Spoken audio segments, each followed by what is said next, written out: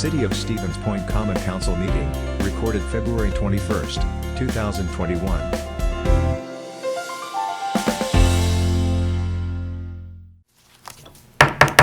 At 7 o'clock, we'll call the regular Common Council meeting to order as soon as I screw the handle back in the gavel.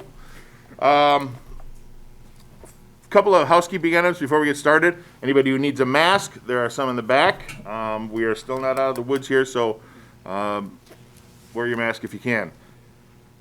Tonight, it just occurred to me that my administrative assistant was involved in a snowmobile mishap, and she's been out of work for a couple of weeks, and we didn't have anybody to fill out the sheets. So we're going to go back to the old school way before we had sign-ups. So I'm going to ask that everybody be patient and respectful, and we will allow everybody to speak as the meeting progresses. So if you would now get the roll call, please. Christensen. Here. Shore. Here. Kiemer. Here. Zarazua. Here. Johnson. Here. Slawinski. Here. Kneebone. Here. Leek. Here. Dalton. Here. Fischler. Here. Morrow. Here. We have everyone present. Please join me in our salute to the flag.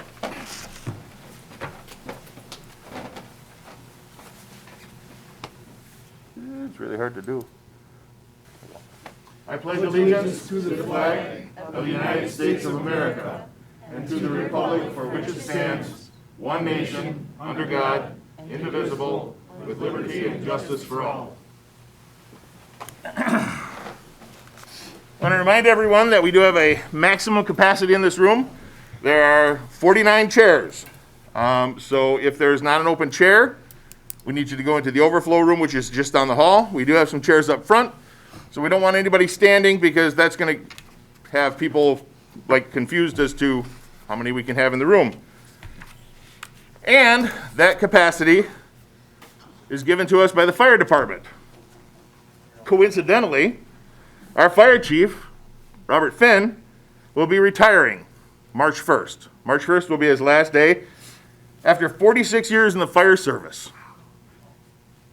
He's been with Stevens Point since 2007, so that puts him at 14 years, but 46 years in the fire service. Bob is joining us remotely today, so at the risk of getting yelled at for decorum, I'd like to give Bob a round of applause. Thank you.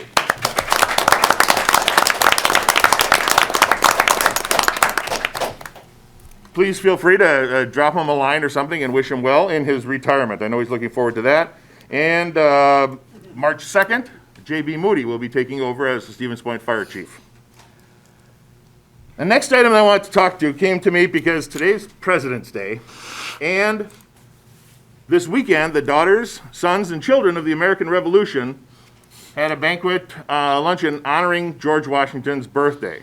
And afterwards, we met at Casimir Pulaski Park, which I think it's kind of sad that is the only Revolutionary War type monument that we appear to have in the city. Casimir Pulaski was, of course, a Polish native who fought for the Americans in the Revolutionary War. And we laid a wreath at that monument. But in talking with the daughters of the American Revolution, the sons and children of the American Revolution, it occurred to me that we might need a little refresher. And I've done this before, so but it's been quite a while. So what I want to do is share my screen. And most people think of Red Skelton as a comedian, but this I found very enlightening, so I'd like to share it with you. I remember a teacher that I had. Now, I went through the 7th grade. I went to the 7th grade. And I left home when I was 10 years old because I was hungry. And I used to, this is true. I work in the summer, I go to school in the winter. But I had this one teacher. He was the principal of the Harrison School in Vincennes, Indiana. To me, this was the greatest teacher, a real sage of my time, anyhow. He had such wisdom. And we were all reciting the Pledge of Allegiance one day. And he walked over, this little old teacher. Mr. Laswell was his name. Mr. Laswell. And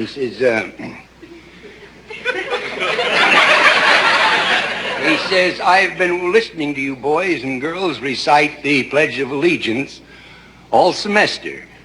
And it seems as though it's becoming monotonous to you. If I may I recite it and try to explain to you the meaning of each word. I, me, an individual, a committee of one, pledge. Dedicate all of my worldly goods to give without self-pity. Allegiance, my love and my devotion to the flag, our standard, Old Glory, a symbol of freedom. Wherever she waves, there's respect, because your loyalty has given her a dignity that shouts freedom is everybody's job. United. That means that we have all come together. States, individual communities that have united into 48 great states. 48 individual communities with pride and dignity and purpose. All divided with imaginary boundaries, yet united to a common purpose. And that's love for country. And to the republic, a state in which sovereign power is invested in representatives chosen by the people to govern. And government is the people. And it's from the people to the leaders, not from the leaders to the people, for which it stands. One nation, meaning so blessed by God, indivisible, incapable of being divided, with liberty, which is freedom, the right of power to live one's own life without threats, fear, or some sort of retaliation. And justice, the principle or qualities of dealing fairly with others. For all, which means, boys and girls, it's as much your country as it is mine. And now, boys and girls, let me hear you recite the Pledge of Allegiance. I pledge allegiance to the flag of the United States of America and to the republic for which it stands, one nation, indivisible, with liberty and justice for all. Since I was a small boy, 2 states have been added to our country, and 2 words have been added to the Pledge of Allegiance: under God. Wouldn't it be a pity if someone said that is a prayer and that would be eliminated from schools too?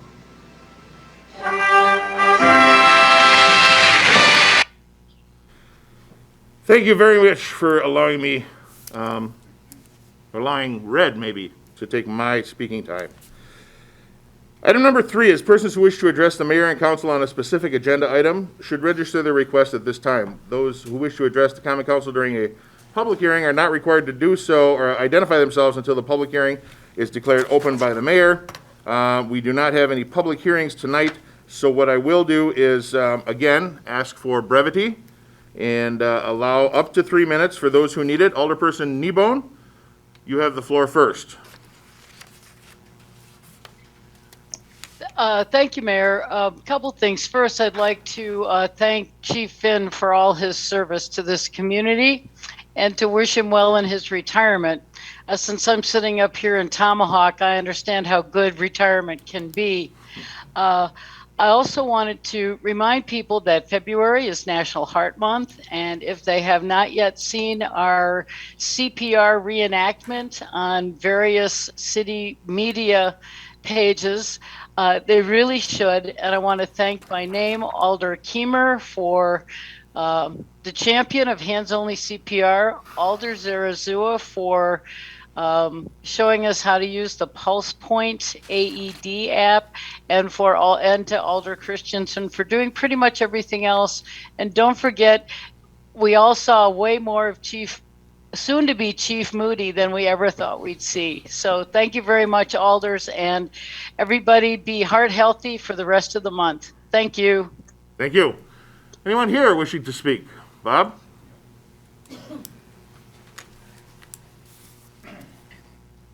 Robert Larson, 3283 Lindbergh Avenue, Stevens Point. I'm a candidate for the 10th District. I just want to mention that as I was walking around getting petition signatures for the referendum, I was introducing myself and asking questions. I asked the board president, Krista Olson of the McDill Association, I noticed on the property taxes that the people pay that live on McDill Pond, they pay an extra $380 service charge. I asked her, what does that entail? She said, it covers maintaining the public landings, maintaining the Whiting Dam, and also buying chemicals for McDill Pond and using the harvester to cut the weeds.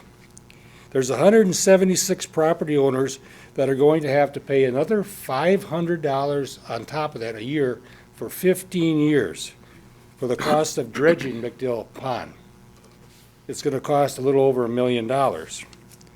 The way the DNR works this thing, if they issue a permit for the harvester, but they also said if the water level gets below 3 feet, you're not able to harvest, and that becomes a wildlife refuge. I'm asking the mayor to get together with the Portage County executive and come up with a plan to help the taxpayers that live on McDill Pond. It's ridiculous that they have to pay $880 over and above their property taxes for 15 years to do something that's on a public, it's a public lake. If it was private, I would say, okay, that's their baby. But it's open to the public, and they should not have to pay the $880 a year. I just want to remind the city council that you guys just authorized $2 million for a bicycle bridge over the Plover River. And if you want to compare usage, I would suggest look at McDill Pond. It gets a lot more usage than supposedly the new bridge. Anyway, I was doing some number, and if you got together with Portage County, they put a wheel tax on. I just want to use it as an example. If you added $3 to that wheel tax, it takes care of the whole problem. It means that the county can take over it or work with the city, and the people that live on McDill Pond do not have to kick on another $880 a year for 15 years. Thank you. Thank you. Anyone else?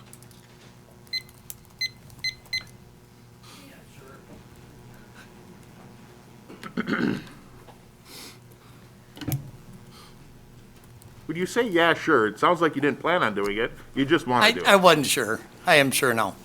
Keith Godrowski, 1536 Water Street. Just want to say, Kevin ain't going to be here today. I know that kind of breaks his heart, not feeling well. Because today we're going to talk a little bit later about the resolution. And one more time, thank you for the Red Skeleton thing. You represent us, you don't dictate to us. But it seemed that's been what's going on at this level, definitely at the national level, as I see. Everyone's masked up. Our freedoms are gone. I don't know. So think about this resolution. You got a chance to accept it tonight, or you can just keep playing the game. Yeah, we're mean. Go get the signatures. He got them in 2 weeks. I'm impressed. In January, you challenged him. Are you going to give him any credit? Yeah, I'm looking at you. So, accept it. There've only been, I want to say, there's like 7 times in the last umpteen years it went over 1 million. You chose to not listen to the people. I hear you say your constituents. I've never seen an email be brought here. I keep seeing umpteen people in this audience coming here pleading their heart to relook at this Business 51. You keep choosing not to. You challenge him to signatures. He got them. One more chance for you to listen to people. My guess, I have a pretty good idea where it's going. So I guess August, it'll be on the ballot, or you can show me you really do listen to the people who come here and show you an interest, not someone who sits at their house or sends an email. The people who come here and plead to you to listen to them. That's about all. Thank you. Thank you. Anyone else? Yes, sir. Don't feel you have to. I saw you. It's like, yeah, okay, sure, whatever. Well, nobody else is going to do it. You have that right, but I'm making my timer going here. Corey Collier, 1111 Minnesota Avenue. I guess I just wanted to speak on the issue of if you guys have ever wondered why nobody ever runs for public office, if this has ever been a thought in your mind, I think you have to look no further than the school board race this time around. I mean, I've seen the challengers to the school board get more hate piled on them than I have ever seen in my entire life. And that's just like public hate too. This is just like Facebook hate. Yeah, I can't even imagine what they're dealing with behind the scenes, because I know from experience running for a public office when you're kind of running against the establishment is that, you know, these people are like vicious, like very vicious. They go after your friends, they go after your family, they'll go after your job if I had a 9-to-5 job. But it's really bothersome to see that. And, you know, everybody just laments, oh, we don't have enough involvement in government. And I just look at what these people are doing, and all I see is, you're a white supremacist, you're a bigot, you're this, you're that. And I mean, like Jennifer Bushman, who's one of the candidates, like bigot, far-right extremist. Are you kidding me? Like this one, she's just a mom. She's just a mom who's trying to do what's best for her kids and for her community. And I just see this hatred that just gets piled on her for no reason at all. I mean, I get a lot of hatred, but I bring a lot of that on myself. I'll freely admit that. But these people don't. They're all very kind people. And, you know, you might be inclined to think, well, this is just a handful of trolls, right? Just a handful of trolls, vicious people going after them. But then we saw the circulation of an email that came right out of the Portage County Democratic Party. And that was pretty disturbing, because you saw, you know, a sitting board supervisor who was, you know, he thinks you guys are riffraff.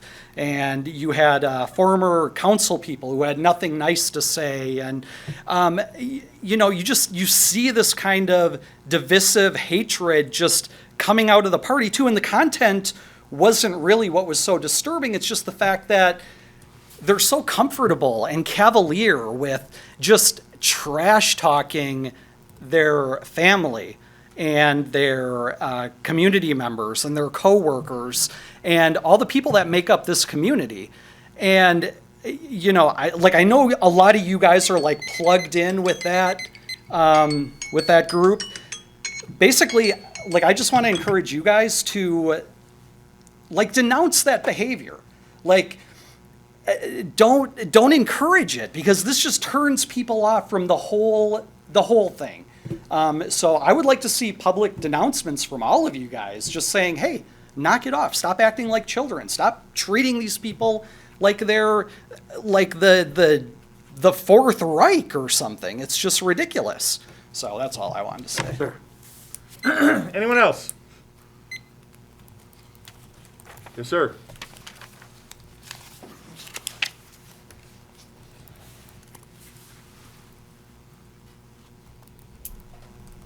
First, I want to say I have really nothing planned, but I just feel compelled to talk. My name is Colin Kobishop. I own a property at 2308 Rice Street. Kind of touching on this gentleman's speech he had, we're treating everybody very cruelly. I don't know if you know this, but St. Michael's Hospital is not a place where you actually get cured. Currently, they're doing some things to people. They're not really treating people with therapeutics for your mask wearers, your COVID people. And some people are just dying in the hospital, and they really don't need to die in the hospital. And we know that from a family member, and we also know that from a friend of the family. However, Mr. Tony Evers saves the day, because if you do die at St. Michael's Hospital because of COVID, you have the diagnosis on your death certificate, you get $9,500 from the state of Wisconsin to bury your loved one. So I just want you guys to know that. But, you know, if you guys are sick, go to St. Michael's and they'll take care of you and your family will get $9,500.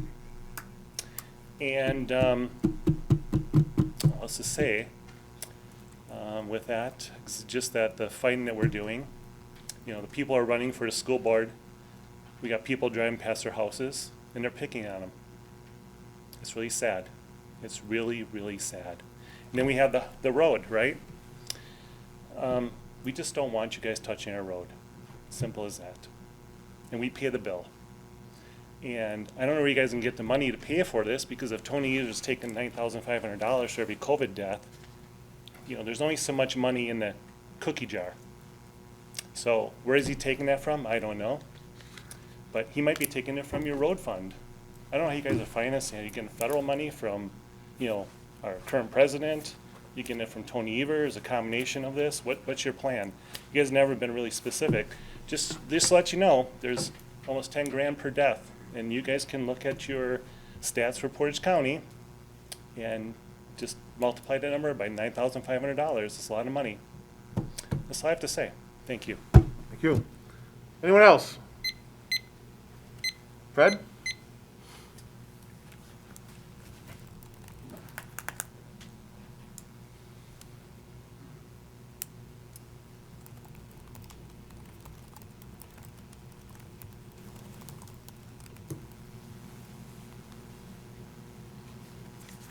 You might think I like getting up here and talking, well, I don't. I love Stevens Point, but I'm extremely dissatisfied with the people here. It's, you treat us like sheep. Fred, we need your name and address, please. Pardon me. Fred Kelkoven, 910 Ridge Road. I lived in Stevens Point all my life, except for the time I was active in military. And I'm depressed at the city council. Almost, I can't say everyone, there's a few good ones, but the crap you're pulling on the business owners, there's challenges in a business. And you guys seem to try and make the hurdle a little bit higher, more difficult. Hey, why would a businessman want to come to town? It's terrible. And then Sheriff's Department, Police Department, we got good emergency vehicle people. And you want to change that road?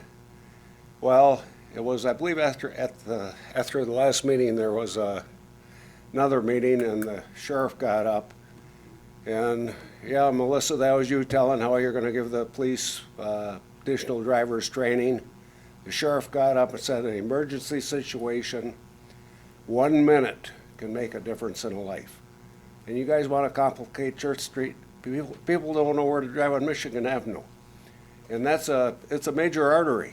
And all this challenge, there's enough crap in life. And it seems you people enjoy giving more crap to the citizens of Stevens Point. And I'm getting tired of it.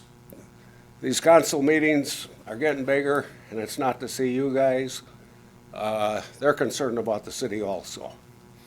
I appreciate their concern. And I'm getting tired of it. It's time. You guys got to realize this is America. We all got rights. This city council isn't our dictator. It's you don't seem to know how to listen. I brought it up before, but this deal over here at I think it's St. Paul's Methodist Church a couple of years ago, before they did Stanley Street. And the city council more or less says we're running it. They're not. We can do anything we want. And hey, I'm tired of it. You're going to keep pushing it? Well, I'm not giving up, and there's a lot of other people that aren't giving up. Shape up. I'm sorry I don't like talking like this, but you guys got to get it together or get out. Thank you. Thank you. Anyone else? Yes, sir? You might as well go up there, Brock.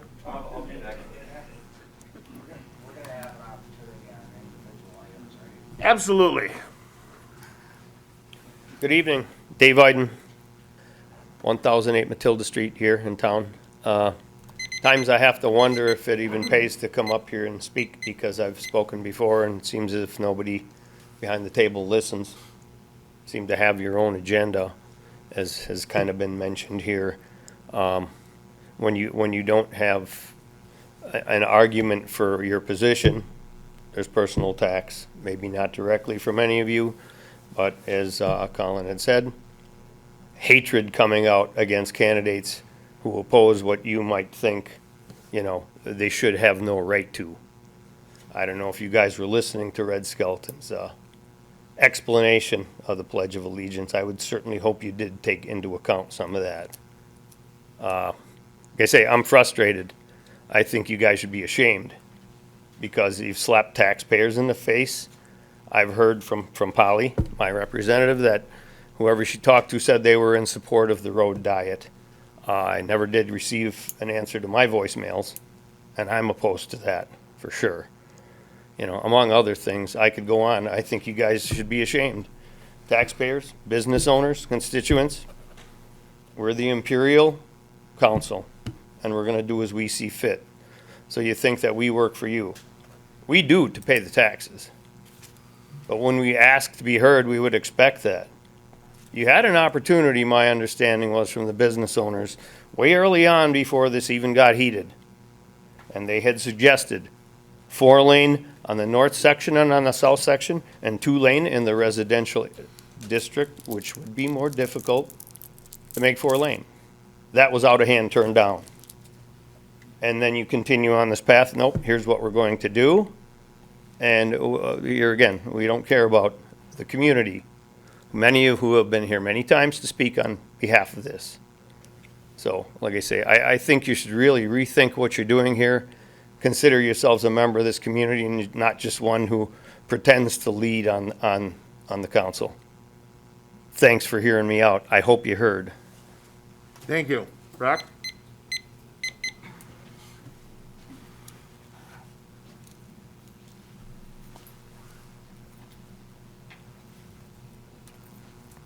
So, I'd like to set the record straight. Name and address, please. Brock Maddox, 5421 Plover, 5421 Monroe Avenue, Plover, Wisconsin.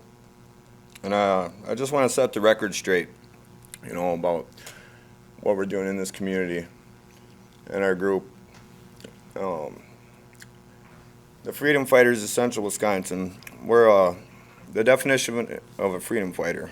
A freedom fighter is a person engaged in a resistance movement against what they believe to be an oppressive and an illegitimate government. That's the definition of a freedom fighter. We've been oppressed, and we believe this is an illegitimate government, not for the people. I started this group, and it's been one of the most beautiful things that I've been involved with in my life.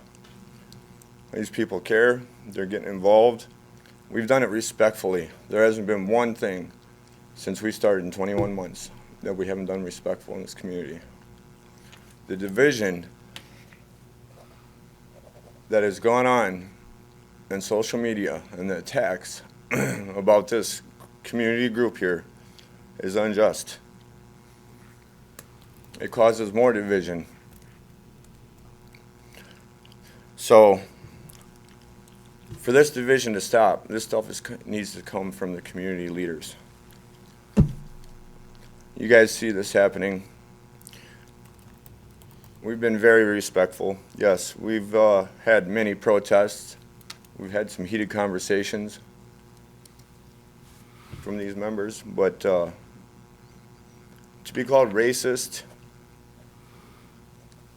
and un-American for exercising our rights and freedoms for this country is shameful. So I was just here to set the record straight that we need to come together, closer together, and really start acting like Americans, loving thy neighbor. So come to set the record straight. We're the Freedom Fighters of Central Wisconsin. We love our community just as much as each one of you do. So, thank you for your time. Thank you. Last call. I think that was everyone. Okay, seeing and hearing no one else, we will move on to item number 5. This is a presentation by John Harry, who is the new Executive Director of the Portage County Historical Society. Maybe you haven't had a chance to meet him yet, but John, I will turn it over to you and tell us what's going on.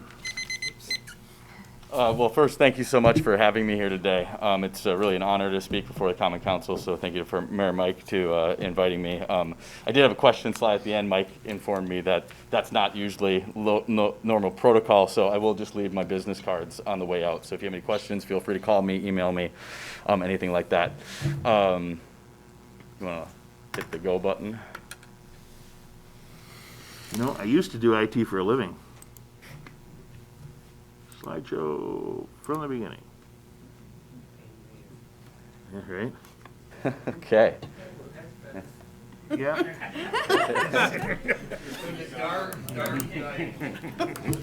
Why did it change? There we go. Did it come back? Okay, there we go. There we go. That was a dramatic pause. All right. All right, you can go to the next slide, hopefully. There we go. Our mission statement is to preserve, advance, and disseminate knowledge of the history of Portage County, Wisconsin. And our vision statement for this year is bringing Portage County's past into the future. So before we get into getting into what's going on into the present and the future with the organization, I just want to give you some background on the organization to kind of fill you in on what we've been doing for the last 70 years. So if you want to hit the next slide. So yeah, our first meeting was in 1952. So this is our 70th year of existence. First newsletter came out in 1956. And in the early years of the society, it was just basically collecting things and storing them. And we had a partnership with the university that we still have with their archives. But we started to get into the business of providing historical experiences for people in 1977 with the start of Heritage Park. I hope everybody, if you haven't had a chance to go there, we're really excited about our summer season coming up. So in 1977, we moved that church that you see there, which was the county's first Methodist church, onto the land where it still sits today in Plover.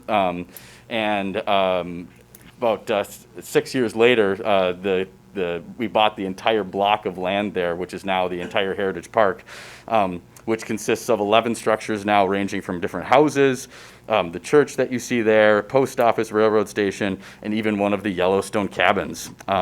So our biggest event of the year is called Heritage Days, and that's coming up June 18th and 19th. So stay active with our website or with social media for that.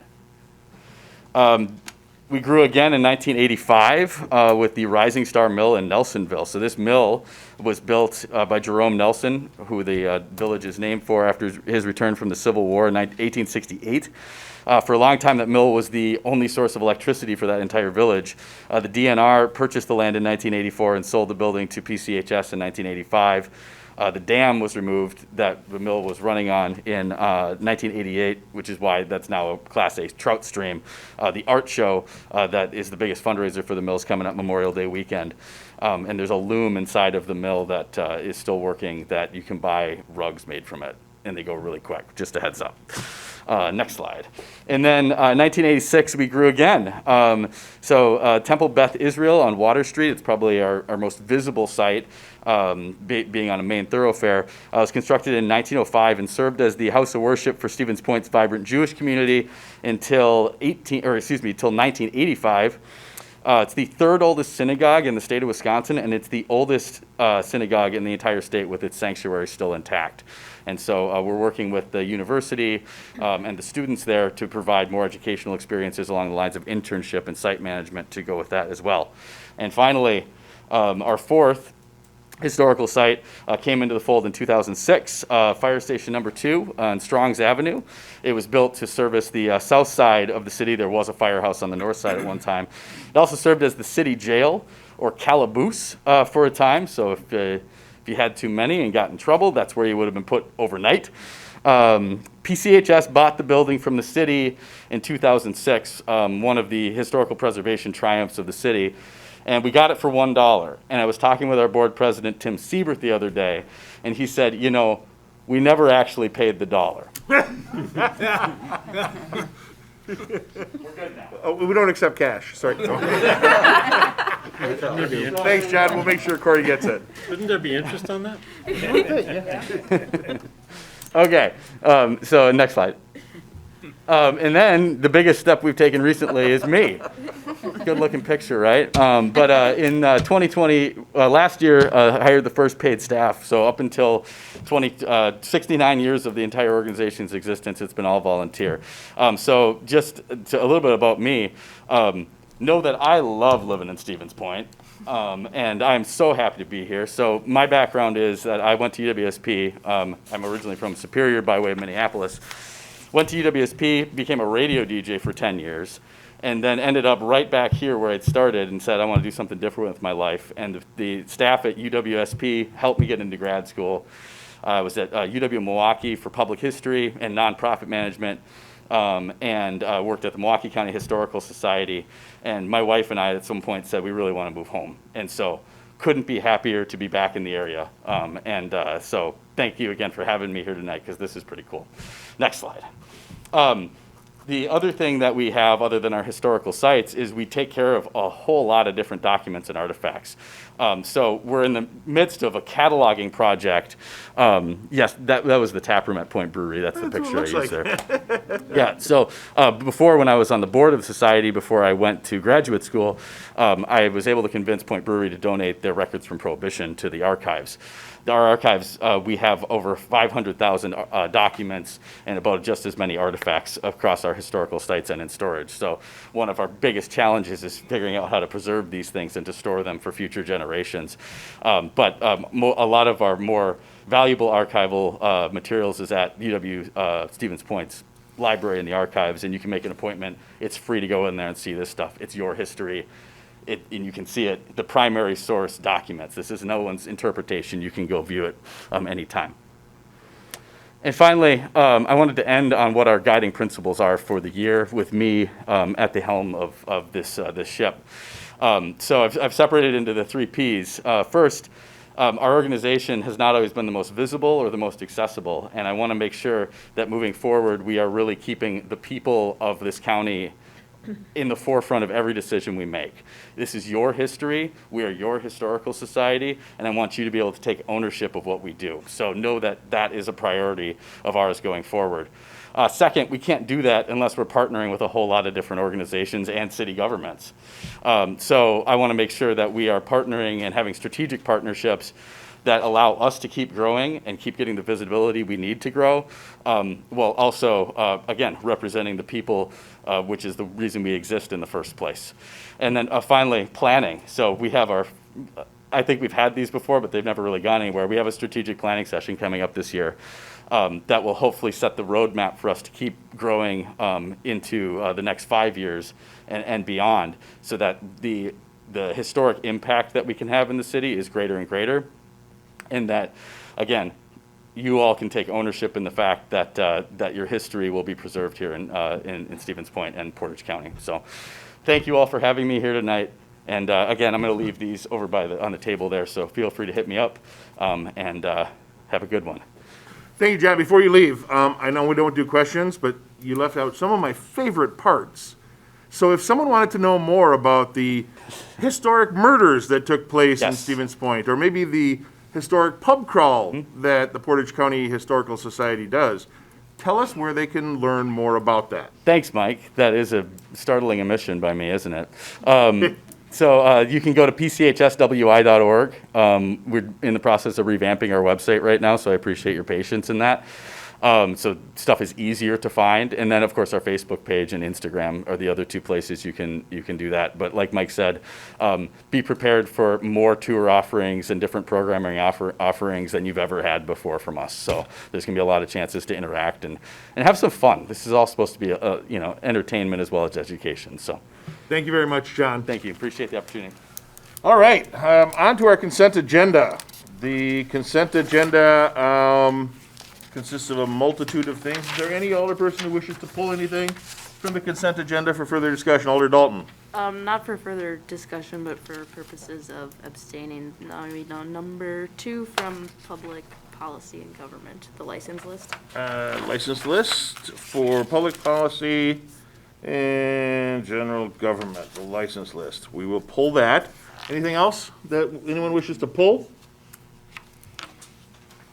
Okay, seeing none, then I need a motion. Alder Christensen. I guess I would request to also pull the reorganization of the economic development, that issue. I For the recuse Personnel myself. Committee? Yeah, Okay, the And reorganization of yes. community development, that will also be pulled. thank you. Now I need a motion. President Johnson. Motion to approve the consent agenda as presented with those two items pulled for Thank you. discussion. Alder Morrow. Morrow seconds. All right, discussion. Something on the consent agenda? Yes. Okay, go ahead. Stephen Klein, 301 Union Street, District 1 candidate. As much as I appreciate brevity, I probably love brevity more than anyone else in this room. It's important that in the process we don't lose sight of the point that was being made. In the minutes, it merely states Stephen Klein voiced concerns over TARP restrictions.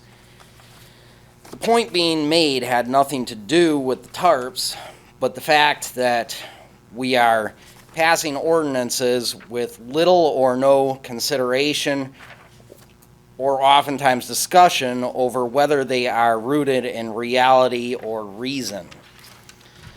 And furthermore, I understand some of the alders' concerns about being forced to live next to the poors, but somehow I don't believe bludgeoning your neighbors over the head with ordinances for the grievous sin of their financial state is an appropriate use of the city's resources. Thank you very much. Any other comments regarding the consent agenda? Okay, hearing none, clerk, please call the roll. Christensen. Aye. Shore. Aye. Keimer. Aye. Zarazua. Aye. Johnson. Aye. Slawinski. Aye. Kneebone. Aye. Leek. Aye. Dalton. Aye. Fischler. Aye. Morrow. Aye. And that unanimously passes. Now, we will go back in the order they were pulled. The Public Policy General Government February 14th meeting, the license list. I would need a motion on that.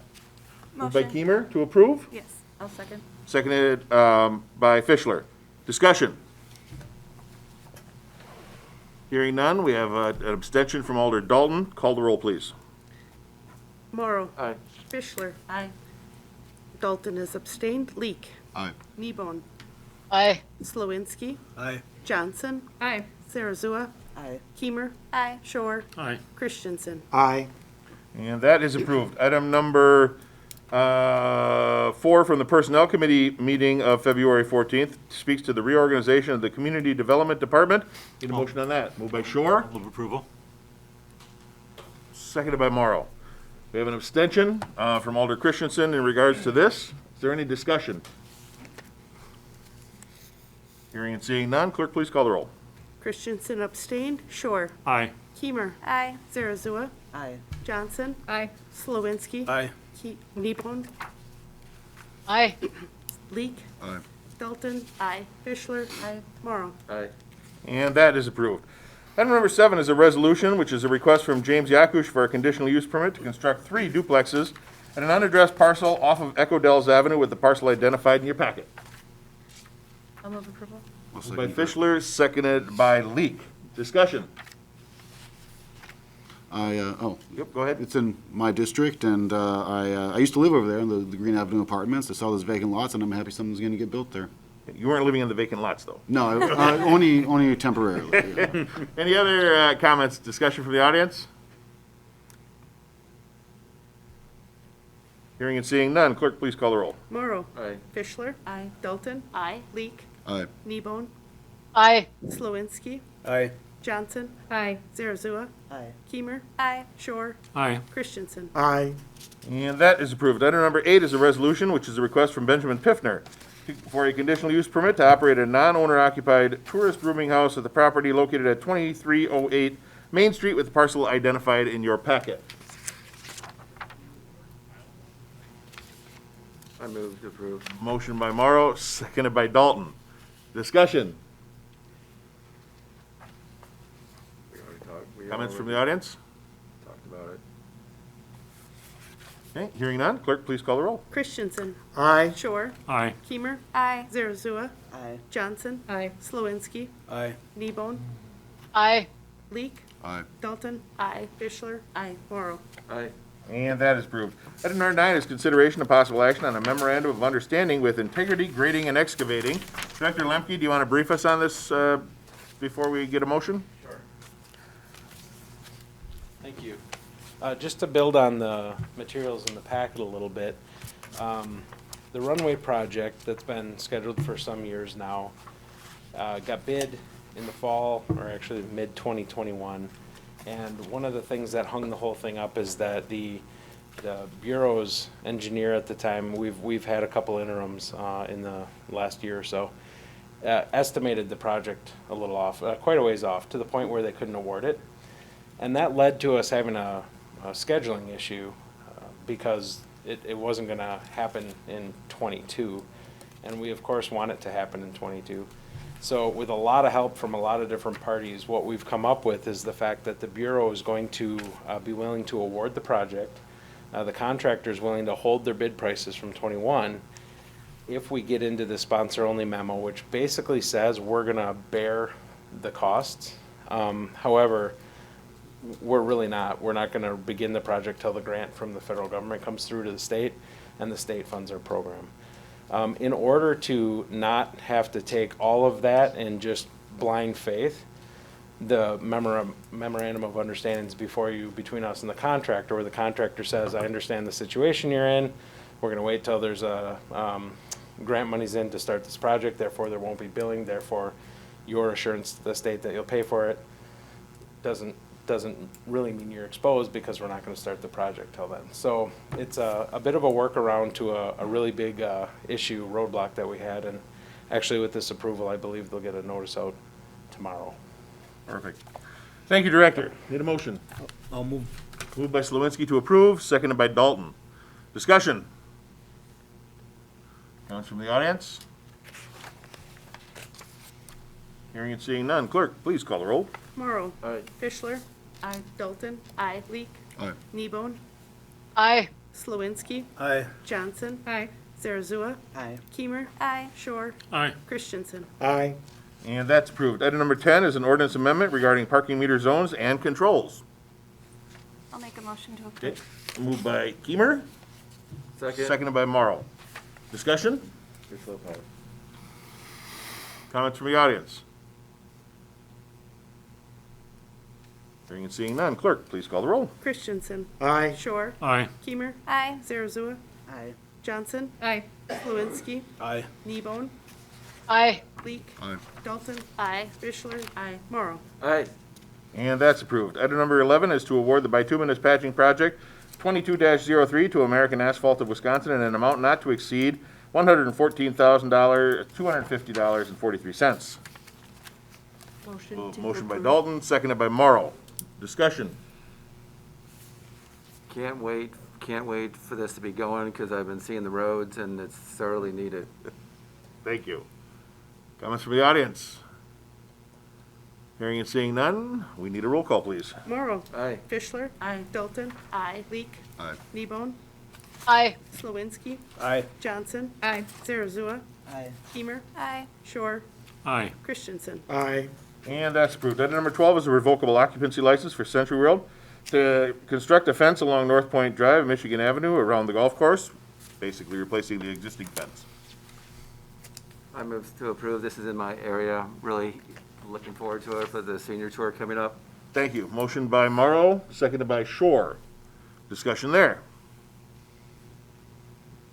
Comments from the audience? Hearing and seeing none. One more roll call, please. Christensen. Aye. Shore. Aye. Keemer. Aye. Zarazua. Aye. Johnson. Aye. Slawinski. Aye. Kneebone. Aye. Leek. Aye. Dalton. Aye. Fischler. Aye. Morrow. Aye. And that is approved. Ladies and gentlemen, the main event of the evening. Item number 13 is an ordinance amendment. Common Council action pursuant to Wisconsin Statutes 9.20 sub 4 to either adopt revised municipal code 4.18 concerning transportation finance or submit it for referendum on the August 2022 primary ballot. The signatures that were collected have been certified by the clerk's office, and they do exceed the minimum requirement. The state statute requires that common council act either to adopt it, and it would take effect after publication, or submit it to the general population for a referendum vote at the August, I'll leave the date. 12th, I believe. August 12th? The August primary. So alderpersons, what are your wishes? Alder Slawinski. I will move to approve the ordinance amendment to read Common Council action pursuant to Wisconsin statute, section 9.20, part 4, to adopt the RMC 4.18 concerning transportation finance, or we'll leave it right there. Thank you, sir. Concerning transportation finance. There's a motion to adopt. Is there a second?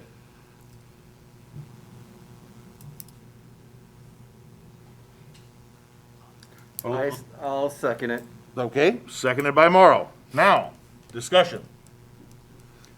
I know we have lots of people that want to speak, so please be respectful, and we will allow a reasonable amount of time to speak. So who would like to speak first? Bob, go ahead.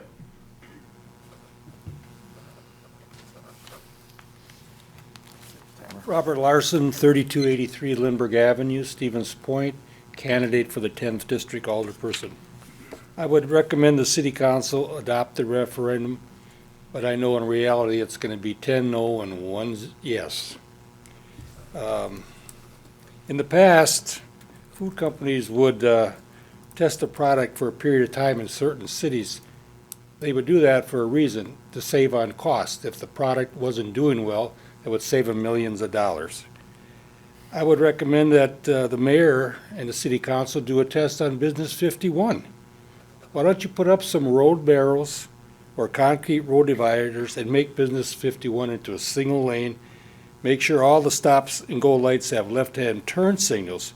Do it from Rookies to probably the roundabout by Century. Let's see if it works.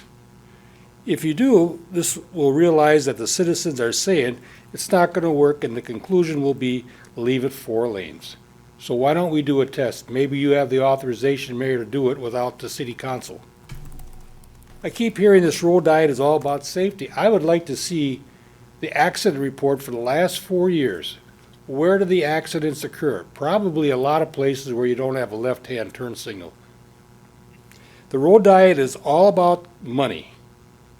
The past city council members and mayor, they screwed up. They took the money from the state, and now the taxpayers of Stevens Point are liable for $50 million.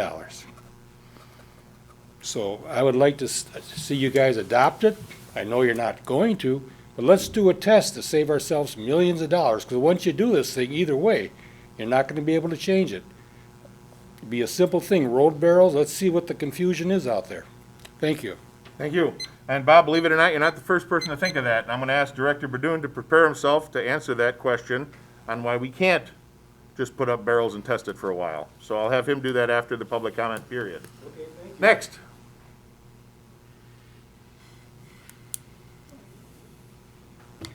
Here again, I guess. You still got to go over there. If nothing else, Keith, we're going to make you get your steps in. There you go. Keith Godrowski, 1536 Water Street. Here again, it comes down to you wouldn't listen to redoing the Business 51 thing. You asked for the signatures. They got them. Like I say, I'm with Bob. I know you're not going to vote for this. Here again, I want to say the number was like 7 items. You chose not to listen to the biggest one, and you just shoved it in these people's face every time they came here. Now's your chance to give this a run. I think it's, 2 years it has to go? I think you could actually dissolve it before. There have been like 7 items that were over $1 million. This isn't an cumbersome amount of times these referendums are going to come up. They're all big events. Tonight you voted on how many? You had the patching project. None of those come into effect. People talk about how every item in a neighborhood, every road's going to have to be. No, it's not. It's only huge events like the Business 51 thing, which y'all chose to ignore everybody who came here every time. I say, vote the way you're gonna vote. Guess we'll have to get more than 2,000 people, and I'm sure that everyone's ready. Kevin will get called more names by the neighborhood people, be told by council members, don't support these people on Business 51 who supported this referendum that Kevin worked his tail off to do. I said, it's all on you. We're going to see a lot in April, hopefully a few new faces. People actually show their face would be awesome in itself, so thank you. Thank you. Jenny Burton, I saw you had there you go. The hand is back up again. You have the floor, ma'am. I hope you can hear. Do I have this technology figured out? Yes, you do. Okay. I trust what our city council and our city management is doing. I've been to meetings about this, the conversion. I think it's well thought out. I think the thing that bothers me, I don't want to pay extra money for something that is already being covered by professionals. If we have this referendum, Stevens Point people, listen to me. This is going to cost a lot of money. And people have thought this through. We love our businesses. It's been carefully thought out. They've weighed the pros and cons. I trust what this group of people have done on our behalf. I'm retired. I'm living on a fixed budget. But I also know that people who have run businesses have a lot to lose, potentially. However, look at what's happened on the east side. These people have figured out a way for, like, going into Culver's. You can go to the spa place, you can go to Track Bikes, you can go to the Auto Select. Have they lost their businesses? No. I think this is an overreaction. It's selfish, in my opinion. However, I respect their right, because change is hard and change can be threatening. But the bottom line for me, I trust so much what our city government is doing. I vote in support of not doing this referendum. The idea to ask them to make a referendum every time we want to make a major road thing. Okay, so that if you want to have your alleyway fixed, if this goes through, you may never see that happen. Because there's money that goes into stuff that goes to $1 million. So this will nix a lot of things that are planned for the betterment of the whole city. Come on, people. This is short-sighted. Trust and have faith in the people that run our government. That's what I have to say. Thank you very much. Thank you. Anyone else?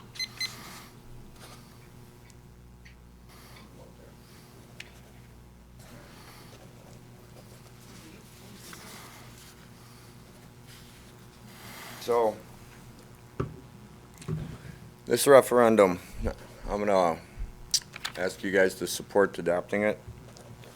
Obviously, it shouldn't have got to this point. It's gonna cost extra money. It's the consequences for not listening to the public, meeting after meeting. So, Mr. Shore asked us to go get the signatures, and we did that, in 2 weeks? So show you guys how many people are against this. You know, we just don't feel that we should be getting stuff jammed down our throat when, I mean, these people have done their research just as much as these people have done their research. We should have been able to sit down together with the people and council and figured this out a long time ago before it got to this. But the people have spoken, and there's an opportunity right now to end some of this divisive and division right now. So just suggest to all of you grasp that idea, because this division needs to stop. Thank you very much. Thank you. Anyone else?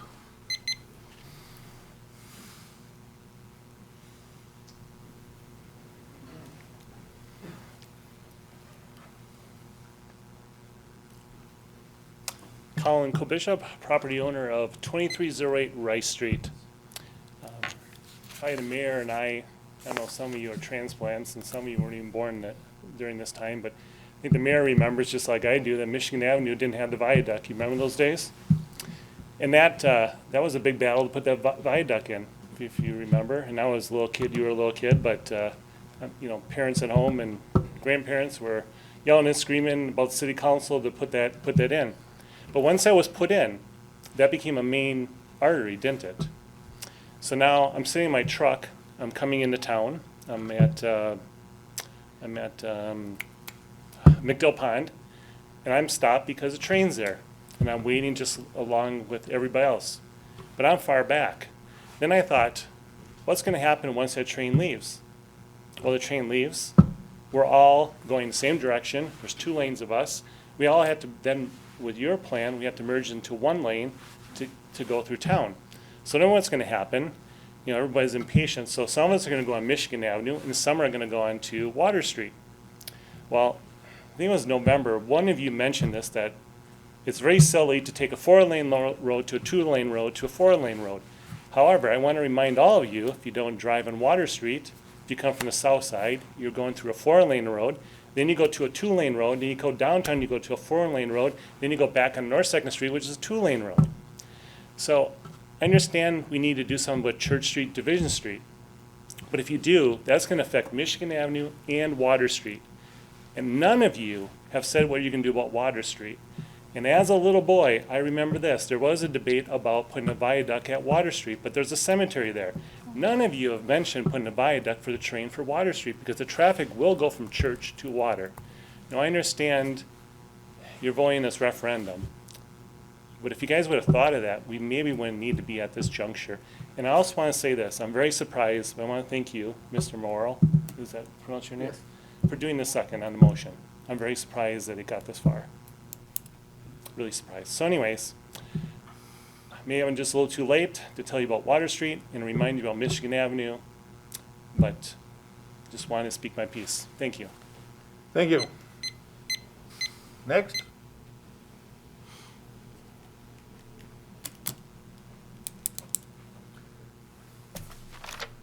Just for the record, Colin, too, it would still go from Post Road 4-lane to 2-lane in the city. And then, they would do it at the city limits in this proposal. Dave Iden, 1008 Matilda Street. I know that safety has been brought up. Safety is a primary concern of mine always. I was a forklift operator in my career for many number of years. Have to look all over the place on top of watch what I'm handling while people are moving around me. I don't know what your premise is, believing that 4-lane to a 2-lane would be safer when you have the Portage County Sheriff, emergency, the EMTs, fire department are opposed to this.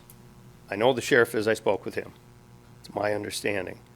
So when it comes to safety and when it comes to equitable traffic flow and the ability to get transportation and commerce, which supports our community greatly, into the 2 lanes is going to be a problem. You have the school buses, 7 in the morning, 3 in the morning using that.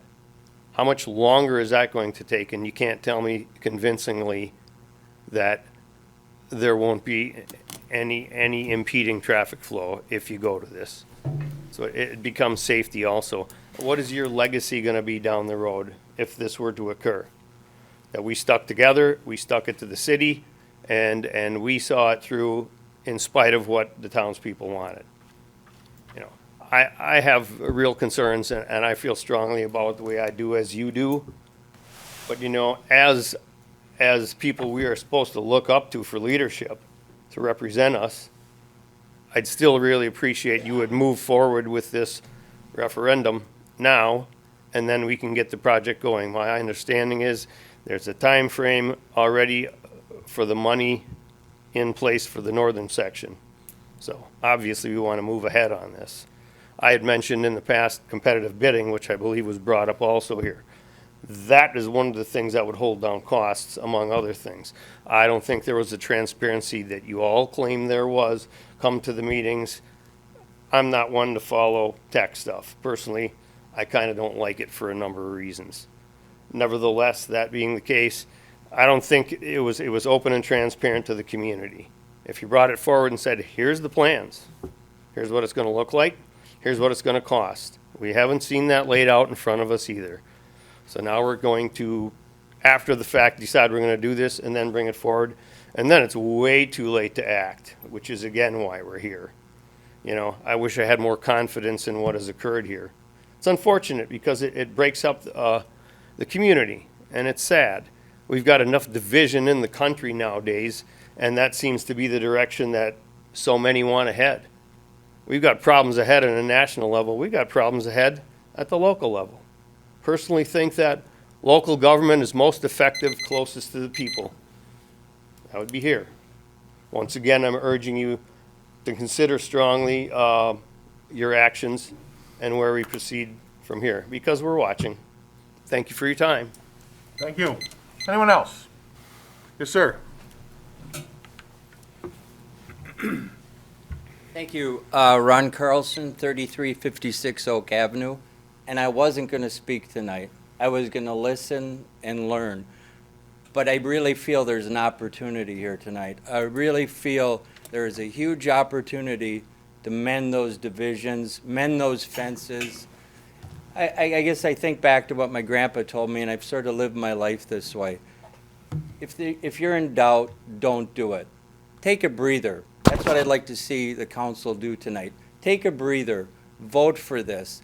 You'll put us back together. You'll take that first step in putting this community back together. And that's what it's all about, really. I mean, the road is one thing, but really, I'm looking at the bigger picture. I'm looking at this community, which is divided. It is not a good feeling out there. And we should all be on the same page. But all I'm asking you tonight is just take a breather. Take a breather, take a time out, vote for this, and let's look at it. As Dave said, you know, we got the north side that's going to be committed to, but really, I think it's a problem of communication. I think I've said this before, whether it's a family, whether it's a business, or whether it's government, communication is the key. I think a lot of us walked into this movie when it already started, and for that, we're to blame. But on the other hand, not everybody sits on a computer and reads the city website or reads Facebook or does this. We needed to communicate this better all along, and I think it's a shared blame. But really, this is an opportunity to bring it together, and that's what I'm hoping for tonight, is that we walk out of here feeling good about each other, and that's all my hope is that we have a good resolve to this. Thank you. Thank you, Ron. Anyone else?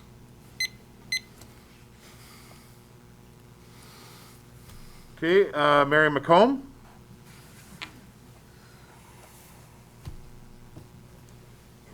Hi, Mary McComb, 2100 Elk Street. And Oop, sorry, I clicked the wrong button, Mary. Just trying to lower your hand.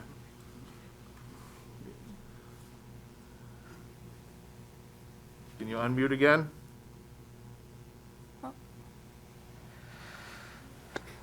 There you go. Okay. All good. Do I need to repeat my address? No, I think we're good. Okay. How about that? I'm encouraging members of the Common Council to put this to a referendum in August rather than approving the resolution tonight.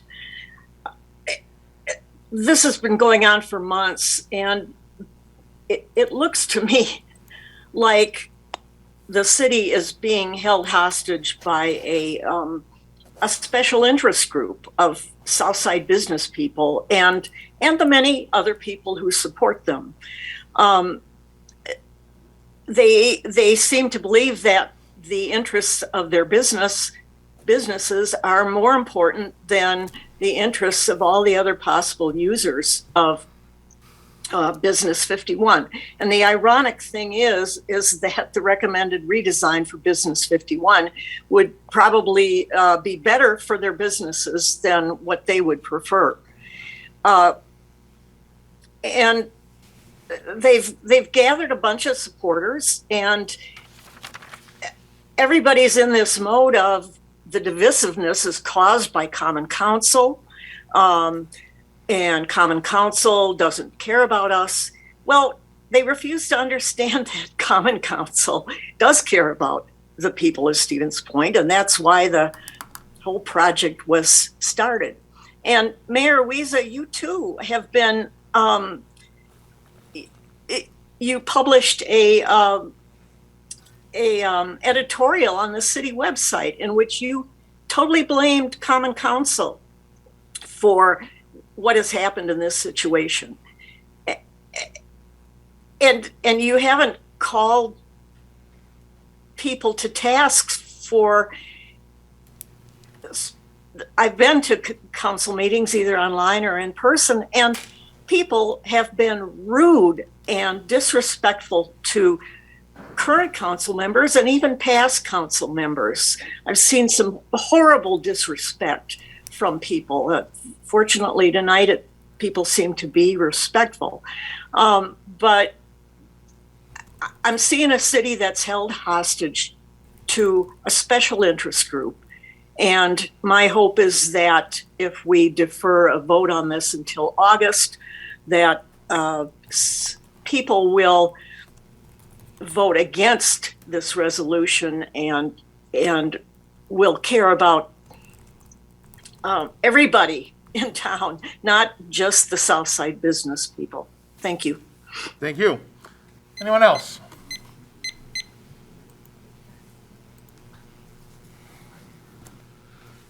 Okay, Alder Christensen, did you have your hand up, or was it Alder Shore? Alder Shore did. Alder Shore. Thank you, Mayor. First, I want to say congratulations for the petitions. Sincerely, I give you full credit. I know that was a lot of work. The weird part for me is the way that I'm giving credit for this happening. I mean, I know if you know, if I tried to kind of justify my actions that way, you know, back at home, my mom would have said, you know, if Alder Shore told you to jump off the Empire State Building, would you do it? This is your passion. This was your work. Congratulations. I don't think you needed me to tell you to do this. This council has simply stood by the decision that we made. I actually agree with Mr. Larson that this is about money. Very much so, actually. The 4 lanes adds millions of dollars to the cost. Because it requires a wider right-of-way than we currently own, and because it will be a bigger construction project. That's really the main issue here.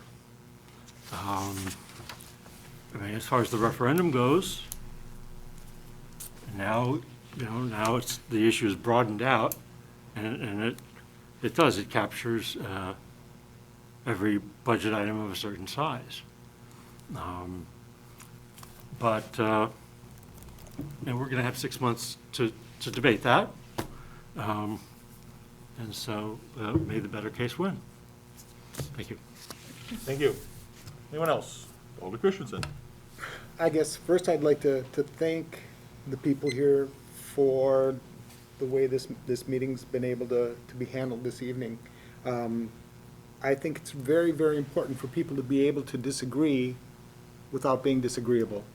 And I think it's pretty clear that there is a difference of opinion between the people in the city of Stevens Point.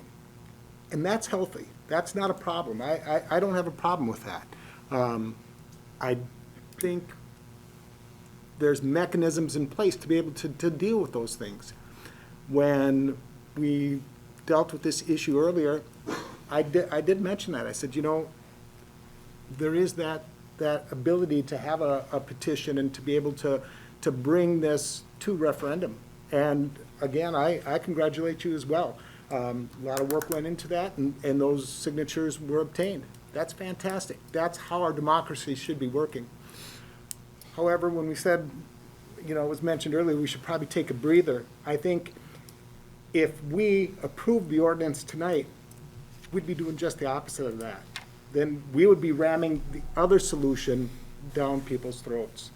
And so I think if we're trying to get a true read of the electorate, of the voters in this city, the best way to do that is by putting it to referendum. And I think that is the responsible thing to do.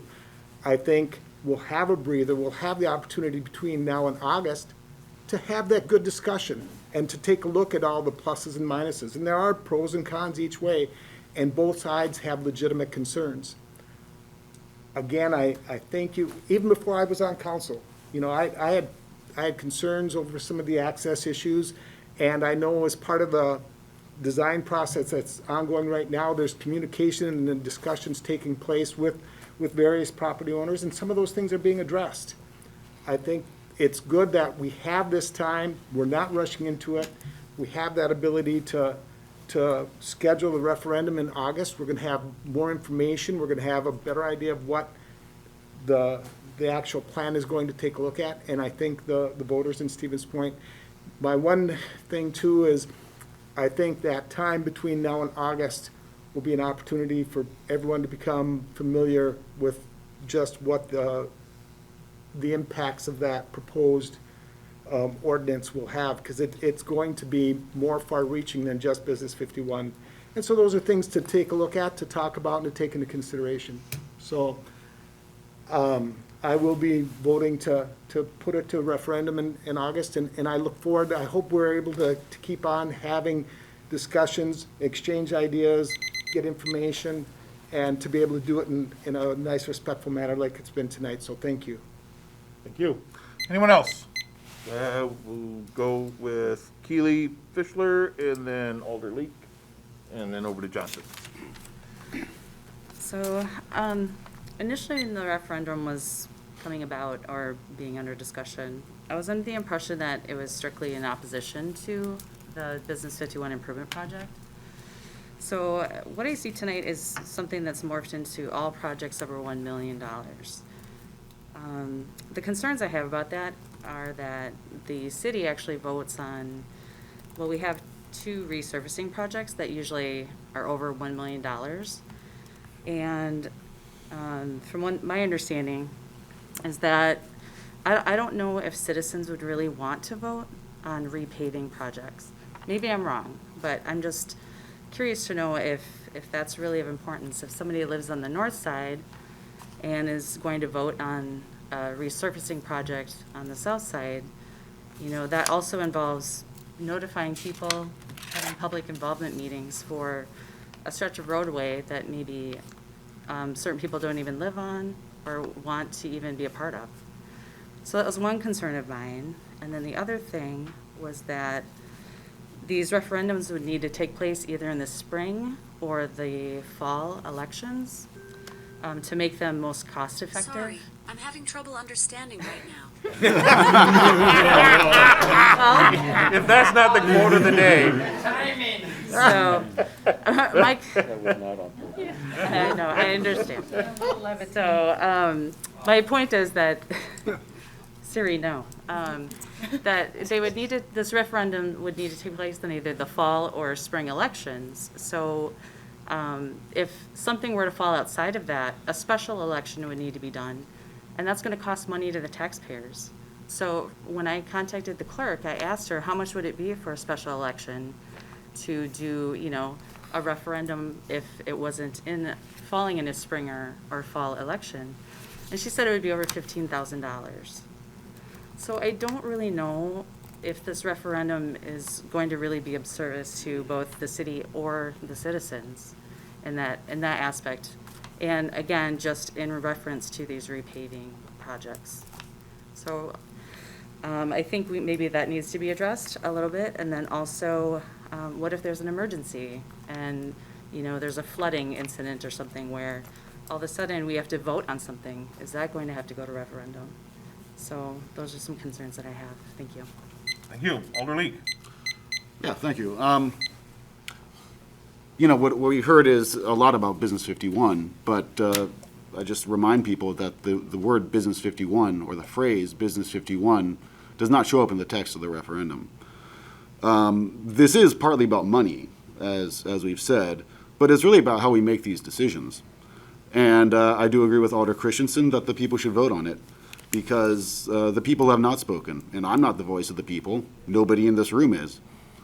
Elections are the voice of the people, and we're in a decision-making process. And anyone who's ordered pizza knows it can be, well, from a family who's ordered a pizza knows that decisions are hard. And sometimes I've eaten pineapple when I didn't want to. But there's nothing wrong with that, with making decisions, even if they get a little heated or a cause of divisiveness. We're adults, we can handle it. Yeah, and I'll be, voting to send this to a referendum in August, because I do believe this is something that the entire city should vote on. Thank you. Johnson? Thank you. Well, first, I want to recognize our young guest in the front row. I think it's wonderful that we have a young person here witnessing democracy in action. So I'm hoping I'm not embarrassing you, but I think, nice. Yes. So thank you for being here. And again, some of the other meetings have not been as congenial. I'm glad that we all have been able to have conversations, because I think it's important for this young person to see that we can disagree without being mean and disagreeable. Just want to mention, my mom named me Melissa, Melessa. For 66 years now, I've had to correct people, so I'm correcting one more time. My mother gave me that name. A couple people tonight have mispronounced that, so honor my mom. If not me, it's her name. It's her maiden name in my name. So, or just call me Johnson. That's a whole bunch easier.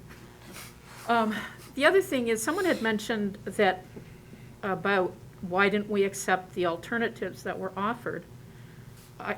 We haven't had an alternative other than the one that was presented in September, I think it was. And that was a culmination of, and I'm not prepared tonight. I'm criticized for whatever I do. So I didn't prepare because I was criticized for being prepared. So I'm sure I'll be criticized for not being prepared. But we were presented an alternative after a culmination of 2 years of work, which was a continuation of work that happened all the way back in 2013 when Southside businesses said, we don't want a 4-lane. I've got an open letter that says that. So I took that to heart and listened and thought, when we voted in November of 2019 to move forward with the reconstruction work, the new reconstruction work, discounting that 4-lane option because the Southside businesses didn't want that, honestly, I thought we were moving in the right direction. I thought we were doing the right thing. So we approved working with AECom. That was council's decision in November 2019. The mayor signed it the next day, the contract, and then he and his team got to work developing the proposal, doing all the work, everything that had to be done. I don't know all the work that went into it because I don't oversee staff. In September, we got to see that one alternative. I haven't seen another alternative since. I know that the mayor's staff has been working with Southside businesses, and I've talked to Director Badoon. I know that they're meeting and trying to reconcile some of those concerns. So we are listening. And one of the other things I heard repeatedly is 11 people shouldn't be making this decision, $1 million decision. Yet the night, and I'm almost done, yet the night that we listened to all of you, and it was a rather heated debate, and we were called names. My daughter was horrified. You left, many of you, not all of you, many of you left the room when 11 people made a $28 million decision. We assessed your properties at $10.86 per mil. 11 people made that decision. So I'm trying to reconcile all of this, and I don't know. I thought we listened. I thought we listened from 2013 and heard you. No 4-lane. We go forward. This is a great city. This is a great council. Previous councils tried hard. They've been criticized. It's always hard. Change is hard. Decision-making is hard. Leadership is even harder. But I really, really, really, really appreciate the work that you put into it. Exercising democracy, to me, is the most important thing we can do. So thank you. Thank you very much. You think Melissa was bad? Try having a 4-letter name. Going back much further than my mother or father. They shortened it, yeah. Yeah, Wiza has got to be the hardest name to pronounce, apparently. Wiza, Wiza. I get it all. I've never heard it pronounced any. There are other alternatives, and some of those were on the website. I don't know if they're still on the website, but I'm going to have Director Badoon come up in just a second. I just want to make sure, anybody else who wanted to speak? Alder Morrow? And, well, we've actually gone, we've gone through the community. So if you have a question, go ahead and ask it, and I will try and get it answered for you when either the director or someone else gets up here. Jack Lycus Hardy, Stevens Point. I would like a copy of that letter you have that states Okay. we were against that. I do Happy not to remember that. I attended those meetings. Sure. And I know how vocal it was Yeah. that remained 4 lanes. I want a copy of that letter Sure. because I don't believe it exists. Thank you. I'll have it, I'll drop it off at your restaurant tomorrow. All right, Sure. Alder Morrow, and then Alder Zarazua, then Slawinski. One thing I want to say that I think Alder Slawinski is right. It should never have even have come to this point. I mean, I think we all could have done a lot better, but a lot better with this, so that we wouldn't have even have to be here in regard to this, so that we'd still have the trust of everybody else. One of the other things that was brought up as well was the folks who would try to say, folks who would like try to put down and demonize others who didn't have the same views. If the the Democrat Party did that, that was wrong. As also for the Republicans as well. I mean, it is hard for people to want to run for office. I mean, you end up getting a lot of flack about it. You can't make everybody happy. And I mean, I don't do social media. Just nothing but trolls. But you do have to have a thicker skin in this office as well. As Red Skelton said, for the people, for all of the people. I think the signatures were done. Should go to a referendum and let the people's will be done. This is what democracy is. Thank you. Thank you. And I'm also sorry that my throat came out. I think it was pretty appropriate. Alder Zarazua. That was weird. I don't have a lot extra to add, I guess, but I do just want to say, like, the money part is such a huge piece of this. And, you know, when someone brought up, you know, you live next to the Portage, I'm sorry if you think we're rich up here, but this is not a lucrative position. And, you know, I live with roommates because that's how I can afford to live in the city. So it matters to me how much we spend on this project, and I know I'm not the only one up here. So we're people, we're working people, just like everyone else here. I think too, a huge part of the decision-making in this process for me, as far as Business 51, which is not exactly what's addressed in this, is the property acquisition and trying to protect the businesses that are there. That's a part that keeps being overlooked, I think, in saying that we did what we could to protect business owners on this road and protect your property. So please don't discount that and overlook like how the road isn't wide enough when that's what we have to do if we want to keep the same footprint and not take away land from you. And again, not raise the cost of this project by doing land acquisition. So, thank you. Thank you. Alder Swinsky. I mean, I'm not gonna go into too much, Hang on 1 second. Wait a minute, it's weird. Who's beeping? Sound.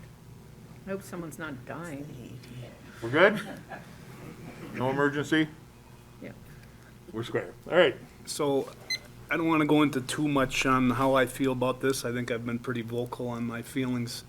I guess I just wanna kinda echo some of the concerns from the council regarding, I'm hearing, that, that this referendum, I guess let's take a step back. This is not how I wanted this to end up.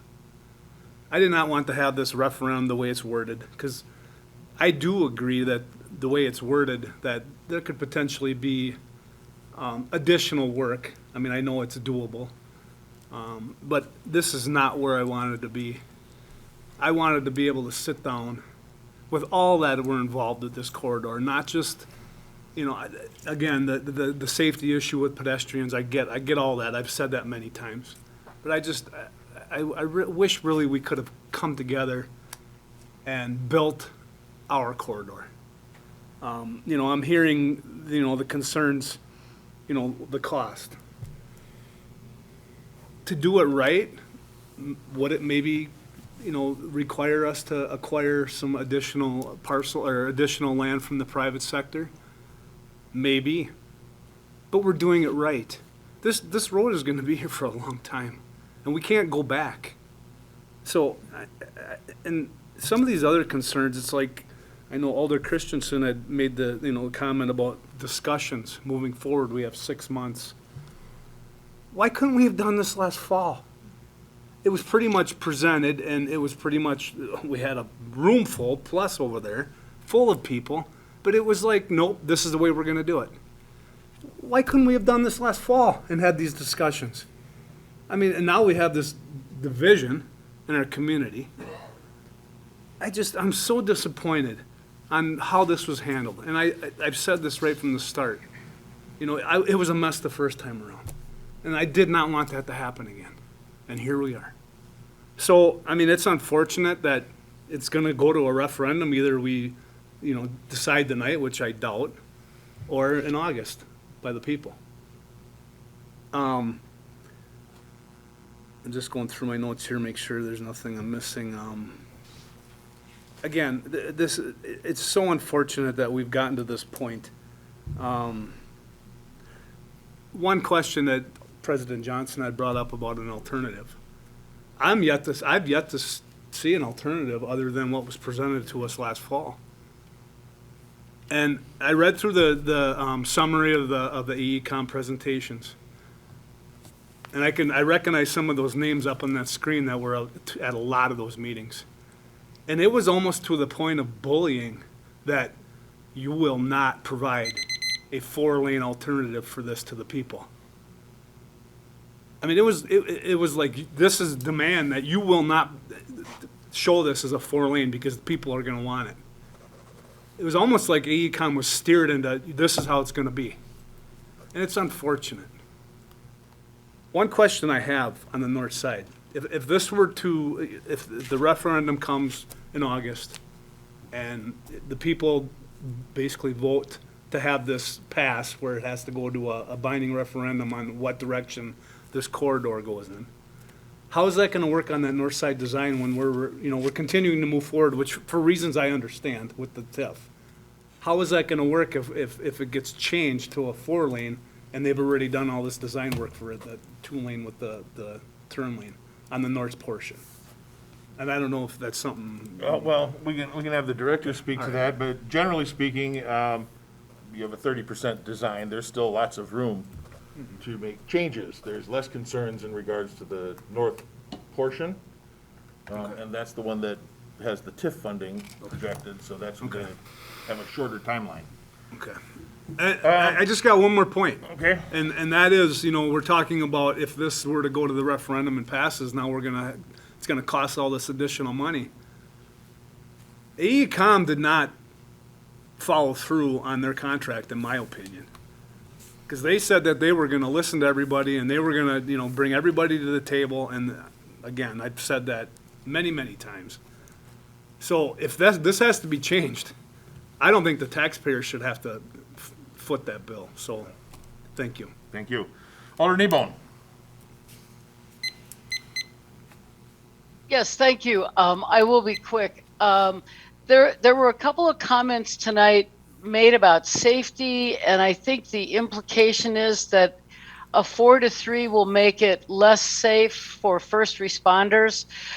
I had a discussion with our soon-to-be retired fire chief, and he said from the very beginning of the design process, they worked with AECom, so the first responders will have control of all the traffic lights, all the traffic signals along the route. So they'll be able to have all the side streets red and have their driving lane green. And if people move to the right on either side of the road, they will have a clear, safe shot right down the middle from Century all the way down to McDill, where they control the stoplights all along the way, and it will be a much safer roadway for the first responders. So that's all I have to say there. So thanks. Thank you. And Alderperson, just so you know, that is not part of the design. That is a significant expense that the chief had asked for. In addition to that, controlling those signal lights is a whole added expense. Mr. Klein, we had actually gone through all of the citizens who wish to speak. Specifically referenced, so if I can. Okay, you're going to speak only to the question at hand, right? No personal attacks. No personal attacks. All right, go ahead. Stephen Klein, 301 Union Street. I just wanted to clarify on the comment about the pours. It was specifically in reference to a comment that was made at the public policy meeting, committee meeting. And it was not in reference to the wealth of individuals on the common council, on the council. Running for this office, I firmly believe I will lose money doing it. If someone were to offer me a job that took this much time and commitment, and for this amount of money, which I'm not entirely sure how much money it is, I would probably laugh at them and ask if it's even legal to hire someone for that kind of money, because there are minimum wage requirements. But it was specifically in reference to a comment that was made about the importance of ordinances to maintain property values, and further went on to describe the plight of living next to someone who could not afford a proper engine lift, and how important it is to have ordinances to keep someone from working on their vehicle without the proper equipment. So I just wanted to clarify that it wasn't an attack on you. Thank you. All right. I think we're done here. I'm going to ask the director to come up and address the issue about the cones. However, I need to make a comment as well. Former Alder McComb asked why things haven't been called to task. Well, I can tell you that this body and some of the former alders that are online have pledged a resolution condemning hate speech, bias, bigotry, racism. And I really hope that we take that to heart, and not just for the people that agree with us. Because I've heard things like Flat-Off's Follies, the big-nosed car salesman. Who would buy a junker from that guy? An alcoholic. I've heard people called racist, usurpers of government. To me, that doesn't sound like a resolution against hate speech or bias. We all, every single person in this room, every single person watching, should try and avoid that at all costs. That doesn't help anyone. You know, we heard that we thought we were listening. Well, here's an opportunity. to listen, own up to the mistakes, and move on. And Director, I want to have you talk, because I know we had a second alternative, at least on the website for a while. I just checked, it's not there anymore. So I want to talk to you, have you talk about that too. But we have an opportunity to fix that. And regardless of what happens tonight, I mentioned this before, tomorrow morning there will be a memo on Director Badoon's desk. Him and I have talked about this. I've talked with the city attorney as well. I'm going to be asking that we pause any additional spending on design work for Business 51, at least in those southern two sections from 4th Avenue South, until this issue can be resolved. Makes absolutely no sense to continue spending when this project might not even happen. Now, that does not contradict the decision that the council made in September to move forward to the 30% design phase. It's merely postponing it. It's going to take a little longer. And hopefully, regardless of what happens tonight, between now and August, we will be able to come together and find some common ground and try and make a project the entire community can be proud of. Director? Thank you. So the question was, why can or can we not just temporarily put up, the recommended alternative cross-section and operate it there to see how it might function? There are a couple of issues, related to that, and it depends how level of specifics you want to get into. One, because the example specific was such as barrels, and just pointing specifically to that, since much of the section is a middle turn lane, you need to be able to enter and exit that as you go along there. So you couldn't have any sort of physical barrier. So the only thing that would work essentially is paint on the ground. So you'd have to restripe the corridor to get it to work. The other aspect is kind of the bigger picture item of is how that actually works. The 3-lane section is a highly engineered, corridor, even more so than, say, the 4-lane, and how it otherwise works, and everything is tied to each other. So the signalized intersections are tied as much to the road as the road, the corridor between it is tied to the signalized intersections, and everything has to function together. That's where you gain all the efficiencies with the 3-lane section. So it would be very difficult to come up with that because we don't have all the proper turn lane lengths. We don't have everything set up in place to be able to accomplish that.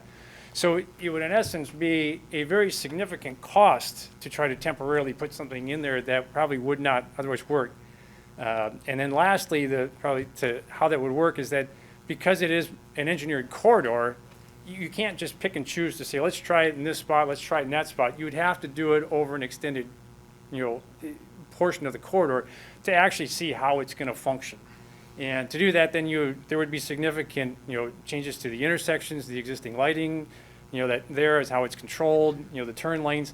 There really isn't a good way to do it unless there was some physical construction done, at the same time. That's the only way to really get it to be, today, to look at what you'd see in the future.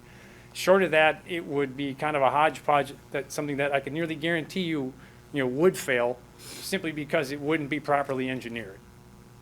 And that's something, because it has come up before, we've discussed it, we've even looked to see if there were some segments that maybe we could, and ultimately, we concluded that really it just isn't practical to do.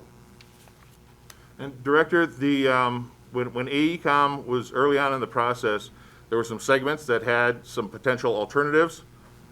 Can we get those back up on the website? Everything should still be there from. Okay, I couldn't immediately find it, but I was on my phone doing it too, so. So yeah, nothing's been removed, so it should all be We will there. try and put that right up to the top tomorrow. I know that President Johnson and former Alderperson Jennings had also worked with AECom early on in the process in regards to some of those possibilities. We're gonna make sure and highlight some of those before we move along and get those back up on the top of the website. May I correct that, sir?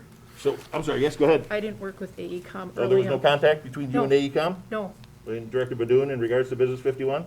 not early on, no. When? Fall, This fall? last fall. Okay. Yeah.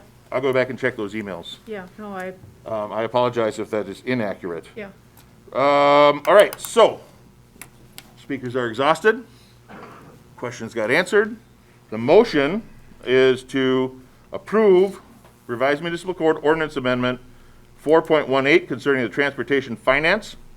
If you are in favor of adopting, now, you vote yes. If you are opposed to adopting, you will vote no. Clerk, please call the roll. Morrow. No. Fischler. No. Dalton. No. Leek. No. Kneebone. No. Slawinski. Aye. Johnson. No. Zarazua. No. Keemer. No. Shore. No. Christensen. No. And the motion fails. Now we need another motion. Is the appropriate motion to send it to referendum? Yes. I'll make that motion then. I'll second that, Leak. And the motion is to send it to the August primary referendum. Correct, yes. That is correct. Mr. Mayor? Yes. I think it should be- Hang on, we have Alder Shore and then Alder Christensen. I was just gonna second. Oh, okay.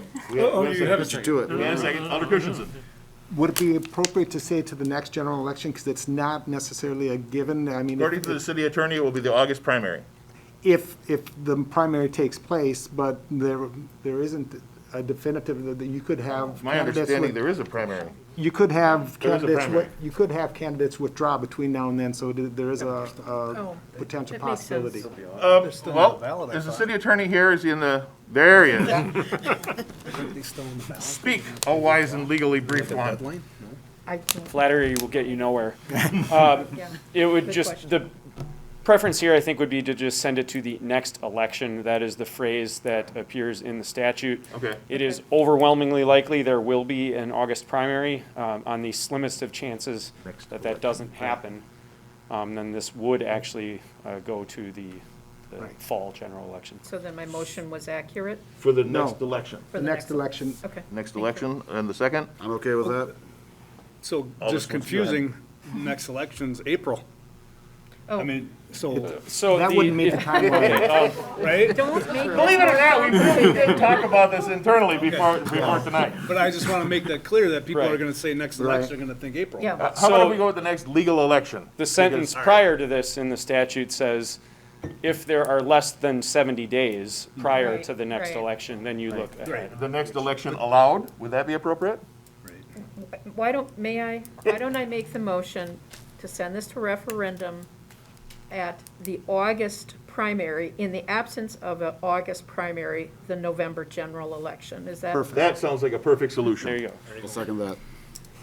Motion is amended and seconded, and I'm just making sure the clerk has it. Yeah, the city attorney and I spent quite a bit of time going through that state ordinance, so we knew how that was, Sure. There we how go. that was Got worded. it covered. Okay? If you're in favor of that motion, you will vote yes. If you are opposed, you'll vote no, and the clerk will call that roll. Christensen. No. Whoop. Aye, yes, we're getting the two different, yes, aye, Hang on, before we go any further. right, I want to make sure that people understand this. Yes. The motion is to move it to referendum random, Right. yes, at the August election. If there's not one, a primary in August, the November election. exactly, aye. If you are in favor, you will vote aye or yes. If you are opposed, you will vote no. Thank you for the Continue, clarification. clerk. Christensen. Aye, Shore. Aye. Keemer. Aye. Zarazua. Aye. Johnson. Aye. Slawinski. Aye. Kneebone. Aye. Leak. Aye. Dalton. Aye. Fischler. Aye. Morrow. And that is unanimously approved. This will appear on the ballot either in August, which it seems very likely in August, or at November. Thank you. Item number 14 is discussion and action on adoption of the city's strategic plan. We have been talking about this for literally years. Director, do you want to give us a brief overview? Sure. More than happy to. Hang on one second, Director. Yeah. If you're going to leave, that's quite all right. This is our vision for the next 20-plus years Five. on absolutely everything that we're going to be dealing with philosophically for the next 5 to 20 years. Five. The strategic plan typically gets updated every 10 years. Usually five. but- Five. Well, by Five, statute, it yes, was typically five. Comprehensive It's a com- planning. is Comprehensive 10 plan, years, yeah. So the strategic plan, which everything ours we're is going to be almost 20 doing. years old, so. Anybody who wants to stay on anything really, really important, feel free to stay. If you're not excited about urban planning, I don't know. If you didn't, if that didn't drip with sarcasm, I don't know what will. That's all right. We have a few other people that just joined us. Director, the floor is yours. Thank you, Mayor and Council. So, as brought up earlier, this has been a long time coming. the city's strategic plan, which we don't have any physical copies of. Something that we're trying to get away from is using our physical copies as paperweights. So we do have a website, peoplearethepointwi.com. That is where you will find the city's strategic plan that we've been working on for about a year and a half now. In essence, it's broken down truly into neighborhood development and neighborhood planning. And that's really the basis of the fabric of our community. And so everything that we do as a council or as department heads from here on out will be based in this rooted idea that our neighborhoods are the core of our community. And so from that, we go a little further and we identify these various areas like downtown and Division Street, Center and South Point, and the Schmeekler Reserve, Stanley Street area as these areas that we really want to emphasize good neighborhood planning. And so you'll see from the Community Development Department over the next several years, not only the comprehensive plan update, which is going to be something that we build from the ground up. We are going to do all this neighborhood planning, put it together in a giant document that's going to become the city's comprehensive plan. For anyone who really enjoys late night reading that really helps you fall asleep, the city's comprehensive plan, which was last adopted in 2005, is this huge 30,000 foot view of city development. And so instead of looking at it from way up here, where we don't always have the consistent themes that we'd like to see, we're going to take it from that ground level and this summer have a few neighborhood meetings and start that planning process. And a lot of that is based on the information that we receive from the comprehensive plan. So I'm really excited about it. I think this is a really good plan. It's something that we can take and run with. Again, we've talked about this a number of times. I know a few folks probably have some questions, comments, concerns. I'm more than happy to answer them. Also on the line is Libby Crimmings and Zach Mannheimer, who were pretty instrumental in putting the plan together. They were our hired consultants through Atlas. So thanks to President Johnson as well as for her assistance in steering the steering committee. We need a motion first. Mr. Johnson? I would like to make a motion to adopt the strategic plan, period. Thank you. We have a second? We'll give the second to Dalton and also the floor. Thank you. I was clicking through in preparation for the meeting tonight on the website and was wondering about the implementation plan, since this is a living document in the digital form. I think that there could be some steps to integrate so that people can find the city ordinances and that comp plan and the zoning, different city resources as the neighborhood hubs develop, and then what the implementation plan is as those neighborhood hubs build out, who's responsible for that going forward. Thank you. Yeah, on the website we do have the appendix section, which really calls out like the city zoning code, the existing comprehensive plan, but we can definitely take a look in implementing some of those, bedding it in those specific web pages as well. And then who's responsible as the work begins of implementing the adoption, like for people who maybe click into this a year or 2 years from now, as there is a neighborhood association, is our city staff going to be taking care of updating that? So the community development department is kind of the caretaker of the implementation of that document. So, my staff, myself, will be the ones that are really identifying ways, working with other departments to implement that strategic plan as we move forward. Okay. May I? Absolutely. Then we'll go to Kimmer. Sure. I'd like to make a motion to include Emerson Park in the Central and South Point sections of the strategic plan. I meant to bring that up in December and I didn't do so. So I would like to make a motion to amend the approval to include that as well. To include the master plan for the park? No, to include Emerson Park as one of the opportunities within the Central and South Point hubs. So just amending the plan to include that? Yeah. Okay. We have a motion to amend. I'll That a second second? that. Oh, I'll second that. Oh, go ahead. Alder Dalton. Everybody. I got Alder Dalton's attention first. So the motion is seconded by Alder Dalton. Discussion on the amendment. Hearing none, I think we can just say it again. So Alder Keeber, do you want to restate that? Made a motion to include Emerson Park as an opportunity for development within the Central and South Point hubs and other places that may be relevant. Okay. Any comments or discussion regarding the amendment? Hearing none, I think we can do a voice vote. All in favor signify by saying aye. Aye. Any Aye. opposed? Nobody opposed? That's adopted. President Johnson, you're back on? I am. I just wanted to thank everybody involved. I don't think, this is where, you know, we've been criticized for not listening to people. The strategic plan was literally listening to people. Over 2,000 people, actually closer to 2,500 people contributed to the strategic plan.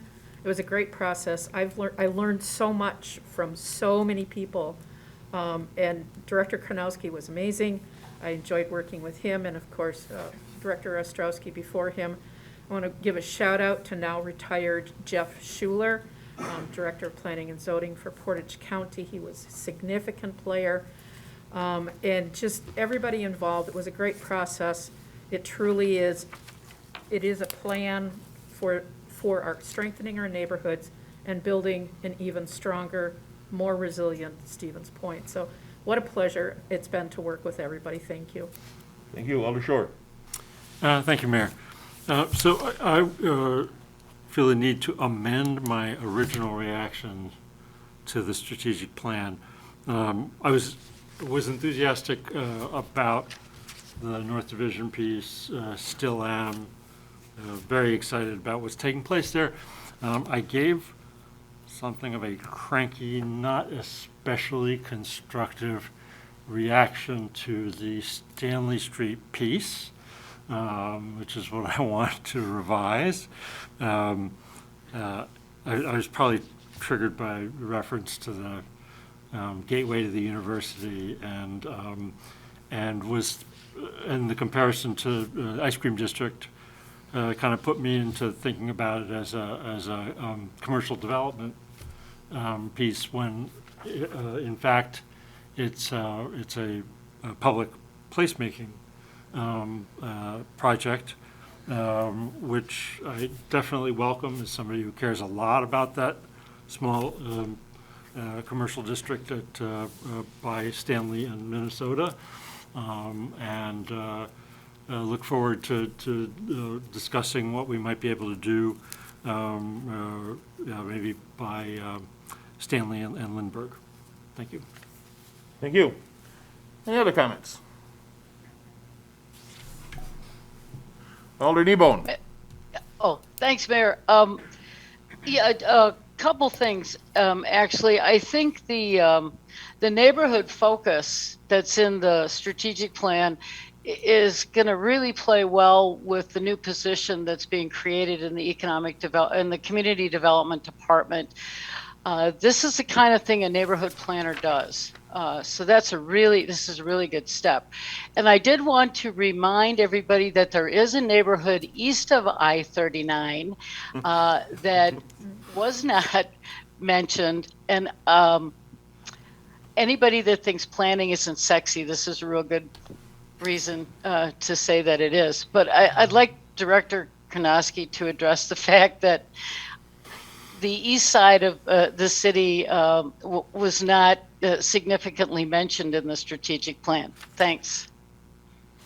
Thank you. Sure. So obviously the east side of the city is an important piece of our community. It's actually where most of our outward growth has occurred since the mid-'80s through today. So I do think it's a really important piece to our community.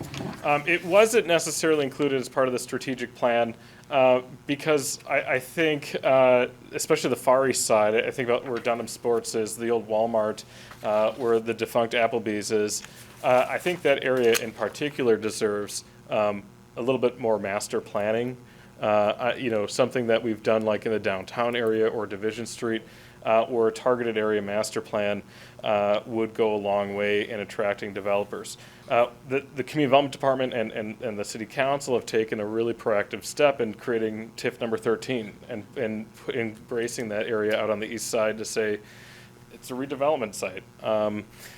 So since we've created the TIF district, we've had more inquiries in the last year than we've had in the last several years. And so there is folks that have gathered its attention. So I think that's probably the main reason it wasn't necessarily included, that it deserves more than just low-hanging fruit, that we can do some placemaking activities or neighborhood planning in the core of the community.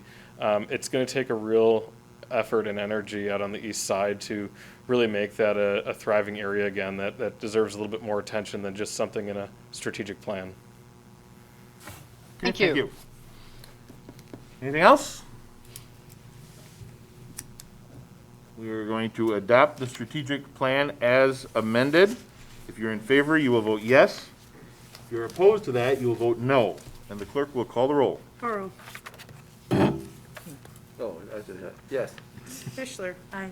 Belton. Aye. Leek. Aye. Kneebone. Aye. Slawinski. Aye. Johnson. Aye. Zarazua. Aye. Keimer. Aye. Shore. Aye. Christensen. Aye. And that is adopted. Our agenda is exhausted, and we are adjourned at 9 o'clock. A video of this meeting is available for viewing on the city's website, stevenspoint.com/videos.